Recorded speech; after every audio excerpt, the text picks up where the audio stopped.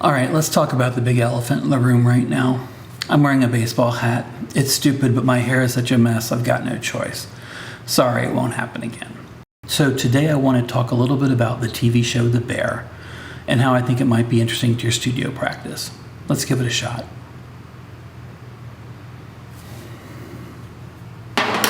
Okay, so what are we talking about? The Bear is a TV show that is about a super talented chef who comes back home to Chicago after stints at restaurants like Noma and 1 Madison Avenue, and he's super talented, and he's kind of coming back to help rescue a failing beef stand in Chicago.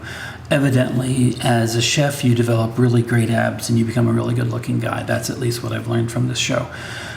But what the show has is a lot of drama, and it has a lot of drama based around process, and if we can think about the studio as a kitchen, I think there's a lot of parallels to be made, and I thought maybe this might be a fun time to kind of walk through that. This summer I've been kind of catching up on TV shows I don't normally watch, and The Bear is one of those shows. And this is where we get to where we are right now. So welcome aboard. There's a couple ways to look at studios, and I think the way I tend to look at my studio, and I'm not like everyone else always on this, but lots of people I think do the same thing as me. The studio is literally just a place to work, and it doesn't have a lot of creature comforts. Like, I don't have a sofa, I don't have a TV, I don't have a computer in my studio. I don't have instruments, I don't have, a lot of these kind of creature comforts that people do. I've got a couple books, I've got a phone, because we live in this modern era, and telling you I was in my studio without a phone, you'd laugh.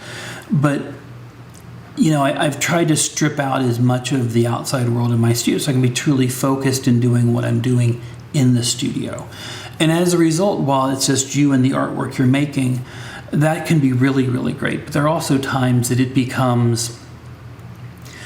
kind of becomes your emotions are your biggest enemy in your studio.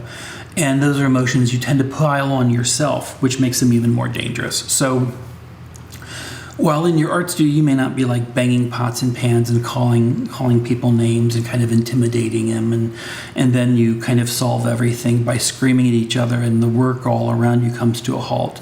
And then you kind of, after the screaming match, you kind of do some angry cooking and you rattle pots and pans, and we cut to commercial.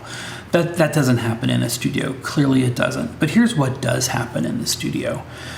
You start getting nervous, you start kind of putting timelines on yourself, you start feeling really pressured, and you start kind of little by little putting things on top of you emotionally and kind of physically, and you're trying to push your work to be maybe faster than it should be, maybe to do things it's really not quite ready to do, and you're pushing, and you're unhappy. And what tends to happen on those days, you think, oh, you know what, I can fix all this really quickly with just a couple small things. And when that kind of silver bullet approach doesn't work, you kind of like clean your brushes and you go home, and then you kind of lick your wounds at home for the rest of the night. And it's not fun, and it's not productive, and it's really not a great way to be in the studio. And in fact, I would say too many of those days in a row, and you'll start to avoid the studio. And really avoiding the studio at the end of the day is like the worst thing possible. Because if we start giving ourselves allowances to not go into our studio and make work, we will stop making work. It's just kind of the way things are, and we don't want that to be the case, but it is true. So, since we're not in a kitchen and we're not yelling at each other and we have our emotions to deal with, the thing that we need to deal with our emotions is we need to find ways of kind of minimizing them. But what we want to do is we don't want our emotions doing this in the studio. We want our emotions kind of doing this in the studio. We want to be able to kind of ride those waves and control them and kind of go where they go. So that's the thing that we have in the studio, and these are the kind of ways we need to control our emotions. So here are 3 things that I did. Maybe there's a bonus 4th thing that I did that doesn't really count as much. Here are the 4 things I do in the studio that kind of help me stay a little bit more balanced. The first one is something that I think is really true for me, and it's really not something I can give you as a tool, but I grew up a little bit. And I think every 10 years or so, everyone has kind of like a maturity growth. And as I've gotten older, I've learned to control and handle my emotions and handle kind of my making things a little bit easier than I did in the past, and that has, of course, helped me quite a bit. But like me in my 20s, I'd be like kind of pacing the floor and kind of getting angry and not knowing quite why. As I've gotten older, I've gotten calmer about it. This is not something I can like magically impose on you or give you as a tool. Getting older is just getting older. Growing up is just something you do. And listen, I'm practically a 13-year-old kid, even though I'm in my 60s. So let's call that what it is. The most common approach is something we all were taught in art school. And it's the idea of trying to be dispassionate about your work and how you look at it. There's a better way to kind of describe that. You're working on a piece and you're looking at it, you're going, well, this doesn't work and this doesn't work, but I can fix all this with all that thing.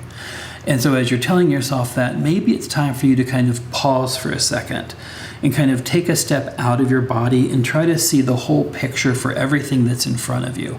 This kind of like getting outside, being dispassionate approach works for a lot of folks. It's something you're actually taught in critique, at least I was. I was taught that when I was 19 and 20. And it made a big difference on how I'm able to look at my work and not take it so personally because I'm in the middle of it. I've got a wet paintbrush in my hand. I don't have any of that off. I put my brushes down. I take 10 steps away from my work. I kind of take a deep breath and kind of clear my head and look at the work. And then it tells me, the work will literally tell me where it's failing because I'm looking at it. I know what I'm looking for. And then I can put together a kind of a path to fix it. That's a way to do it. It doesn't really involve your emotions. It's a way of involving kind of the nuts and bolts of what you do. And as a result, it becomes kind of a very strong approach of seeing something. How do I fix something? I can fix it this way. Go do it. I'm not a list writing person, but if I were, I could literally sit there and go list like, clean up the blue area, clean up the red area, make the mix better, whatever you need to do. But you could give yourself literally a step-by-step approach to that. And that's something when you have that kind of step-by-step approach, emotions don't even come into it. It's simply an act of doing. And I think that's kind of the beautiful part of painting is when you're in the middle of it, it really does just become an act of doing, and there's a lot of flow to that. And you hear artists talk about flow state and stuff like that. And while I'm not a huge believer in flow state, I am a big believer in work and just staying with the work and just letting it keep rolling, which I guess in a way is flow state. We're all kind of talking about the same things in that regard. It's probably not to my advantage to use a phrase like that, where a younger person probably does, and it works very well for them. So no judging, no shame, anything like that. I just have a different vocabulary. The second way to do it is a more philosophical approach. And I need to probably do a little disclaimer here because I'm about to talk a little bit about Eastern philosophy, in particular Zen or Sato Zen. And I'm not a Zen guy. I'm not a Zen master. I don't pretend to be involved in any of that kind of stuff. I don't do yoga. I don't say namaste. I don't really believe in the wellness system, stuff like that. I'm kind of a pretty straightforward, middle, East Coast, but kind of all-American kind of kid. I like drinks, I like hamburgers, I like whatever, So I'm not going to say let's all be mindful and thoughtful about this. I believe in those things, and I think those things are important. I just don't talk about them. So what I do want to talk about in this case, and what's really worked for me, is a book by two authors. The book is called A Primer of Sato Zen.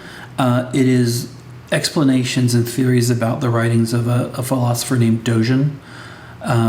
My apologies on pronunciations on this. And what I like about the book is it's set up in kind of short bursts of easy to use ideas. And I'll read 15, 20 pages, and in that time I'll go through 6 or 7 ideas of what he wrote about. And each of those ideas is then kind of expressed about how it can apply to your life. It's a great book in that regard. So when I come into the studio, I then have kind of this toolbox, if you will, that says, realize you do this for this reason. So don't get too upset about it. It's neither high nor low, whatever it wants to take, whatever path you're going down with whatever reading you're doing at that time. But I have found those writings to be really kind of cleansing emotionally for me. And I use it in kind of a nuts and bolts system. So you'll find that's I'm the world's pragmatic artist in that regard. There's other things I'm not so pragmatic about, but in trying to get the work done, I try to break it into parts. I try to break it into pieces. I try to keep my emotions in check. And again, it comes back to that sine wave, keeping it kind of on the flattish side. Really happy moments, kind of more focused moments. Happy moments, focused moments. And I kind of go that regard. Primer of Citizen is not an expensive book. I want to say it's like $10 to $12, Amazon.com, any place where books are sold. I'm sure they can track it for you.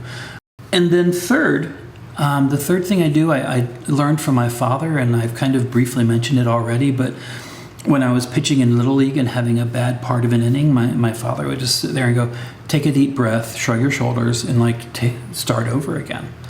And, as shockingly simple as that sounds, it's highly effective. Just giving yourself that moment to pause, clear your breath, get the weight off your shoulders a little bit, take a look at something new. These are ways that you kind of manage things in the studio, and these are just simple tools.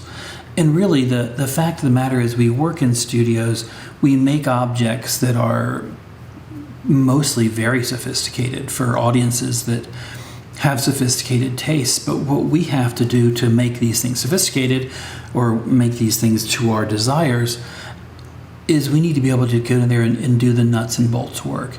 And in doing the nuts and bolts work, some days are going to be happy, some days are going to be sad, but we still need to work, right? So what you need to do is just find ways to kind of get through your day, get through that moment. And having that chance to just kind of take a deep breath, shrug your shoulders, kind of clear your head, jump back into it. It's a great way to go.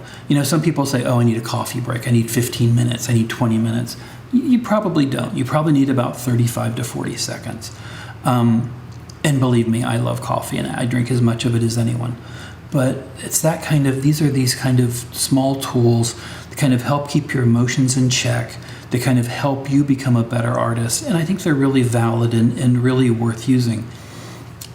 It's interesting, when I was watching a couple episodes of they're at another kitchen of the quote-unquote best restaurant in the world. Those kitchens were quiet, they were stress-free, although there was probably some very quiet stress for the chefs inside there, but they were people doing work and trusting each other's work. And one of the things you have to do in the studio is to be able to sit there and trust your work, trust your process, trust your decisions, but make those decisions in the calmest, best way possible. We all have those times in our lives where we're just so ganged up emotionally and we start making decisions. And let's be honest, most of those decisions don't turn out well for us. And that's what we want to avoid in the studio. We want to start making good decisions. Even if the artwork goes bad, we at least made good decisions getting it there, and we'll start over and start a new one. But not to beat ourselves up and not to put ourselves in emotional states where we're not comfortable with things. So with that said, I'm going to wind it up right about here. Thanks for your time. Thanks for watching. Like and subscribe if you can. And I'll see you guys next week. It's been a real exciting week here in New York. Seven or eight different art fairs opened last week, along with 800 different art galleries having openings. So there's probably something to talk about with that next week, and I think that's what we'll do. But with that, I'm gonna sign off. Thank you so much. Let her rip. And I'll see you next time.